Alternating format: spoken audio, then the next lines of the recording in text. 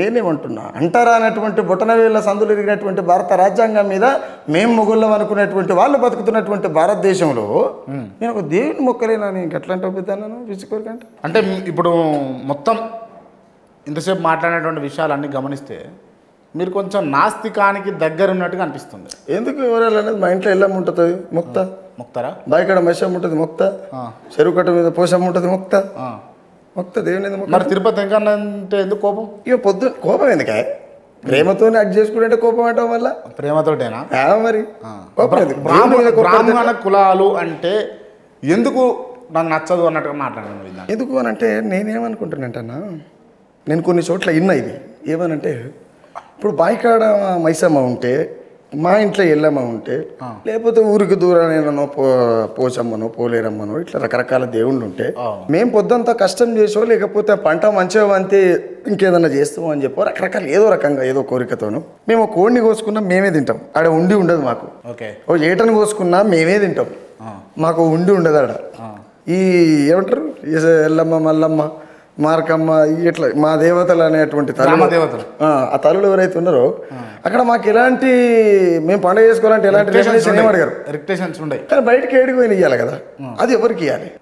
నా చెమటను తీసుకొచ్చి నేను ఎక్కడో ఉండిలు వేసుకొస్తే ఎవరు తింటారు అక్కడ అనే దానిపైన అనిపిస్తుంది నాకు అట్లా. ఓకే, అంటే ఇటువంటి భావజాలం వల్ల, ఇటువంటి పద్ధతుల వల్ల, ఇటువంటి మాటల వల్ల మీ ఫ్యామిలీ ఏమి ఇబ్బంది పడదా? పడుతుంది. ఎందుకు పడదు? మరి ఎందుకు అవసరం నీకు ఇవన్నీ? ఎందుకు అవసరం అని ఎట్లా అనుకుంటామన్నా? మనిషిగా పుట్టి ఏదో బోధిని పెంటగడ్డ మీద పోయి పైకన పోయి చచ్చిపోతేట ఏదో ఒకటి చేయాలి కదా, కష్టం చేసుకొని చేయాలి కానీ అంత డిస్టర్బ్ చేయదు. నేనేమంటున్నా మనిషి జీవితం అనేది పొద్దంతా కష్టం చేసి పొద్దుకంగా ఇక్కడ బోధిని పెళ్ళం కాడ సంసారం చేసి నలుగురు పిల్లలు కానీ మనంతా మనం చచ్చిపోతుంది కాదు.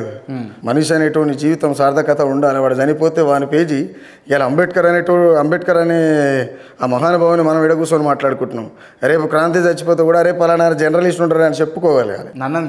అలాంటి జీవితం ఉండాలి మనిషికి. నన్నెందుకు చంపుతావు మధ్యలో? నాకంటే ఎక్కువ నా ఆయుష్ కోసుకుని కూడా ఎక్కువ బతుకు ఎన్ని రోజులు బతికినా ఏదో సినిమా డైలాగ్ ఉంటుంది, ఎప్పుడు వచ్చినాం అనేది కాదు, ఏదో బుల్లెట్ దిగింది ఏదో డైలాగ్ ఉంటుంది.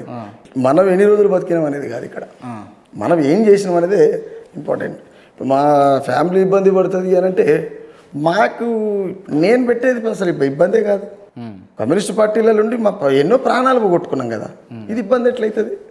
వాళ్ళు తుపాకులు ఉండి మా అన్నలు, మా పెద్దనాయనలు, మా కక్కయ్యలు, మా చిన్నమ్మలు, మా వదినలు, మా బావలు ఇట్లా అనేక మంది చనిపోయిన రోజే, తుపాకులు ఇంటి చుట్టూ ఉన్న రోజే ఫ్యామిలీ బాధపడలే. ఇవాళ నాకు తుపాకీ లేదు నా ఏమటి, లేకపోతే నాకు నేనేమన్నా తీవ్రవాదిని కాదు, టెర్రరిస్ట్ని కాదు, నక్సలైట్ను కాదు.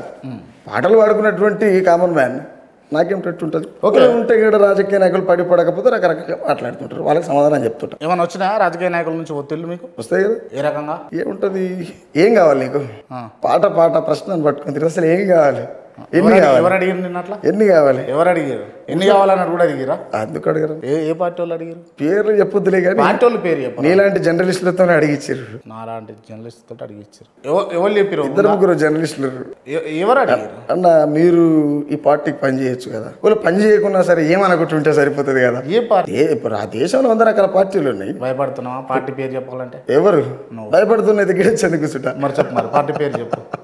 ఎవరు అడిగారు చెప్పు? టీఆర్ఎస్ పార్టీ కావచ్చు, కాంగ్రెస్ పార్టీ కావచ్చు, బీజేపీ పార్టీ కావచ్చు, రాష్ట్రంలో ఉన్న పార్టీలు చాలా పార్టీలు అడిగారు. మొత్తానికి పేర్లు చెప్పినాం. ఎందుకు చెప్పా? కాకపోతే ఒకటే పార్టీ పేరు చెప్తే అడిగిన పార్టీ ఒక్కటే చెప్తే అయిపోతుండే. లేదు అన్ని రాజగోపాల్ రెడ్డి పాట రాసిన రిలీజ్ చేయొద్దని చెప్పి మాట్లాడారు. ఎంత కావాలో చెప్పని అడిగారు. మరి మంచిగా ఉంటుంది కదా, అంటే ఇప్పుడు ఆర్థికంగా స్థిరపడవచ్చు, ఊకుట అయిపోతుంది. మీకు సింపుల్ లాజిక్. పాట మా అమ్మ అని చెప్పిన, మీరు అమ్మ అంటారా?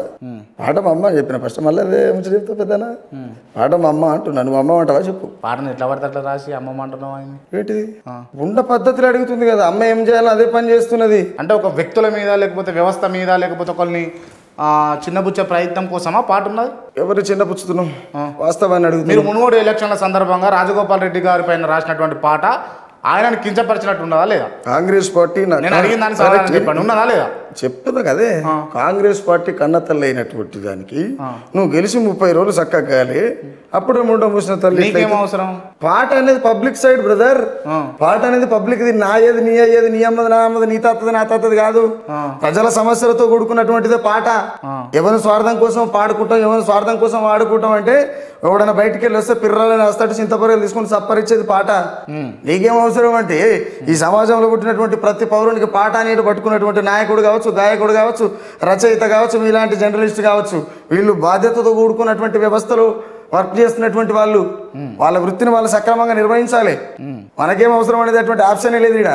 ఎందుకు అని అంటే నువ్వేం ఆశించి చేస్తున్నావు ఏంటిది, ఇక్కడ మునుగోడు అనేటువంటి ప్రాంతంలో ఈ దేశంలో బీజేపీ పార్టీ అనేది ఒక మతంతో కూడుకున్నటువంటి పార్టీ అనేటువంటి ప్రచారం ఉంది. ఓకే, ఆడు నీకు బీజేపీ మీద బీజేపీలో పోయింది కాబట్టి నేను నొప్పి అన్న. ఒక్క నిమిషం నన్ను చెప్పనండి క్లియర్గా.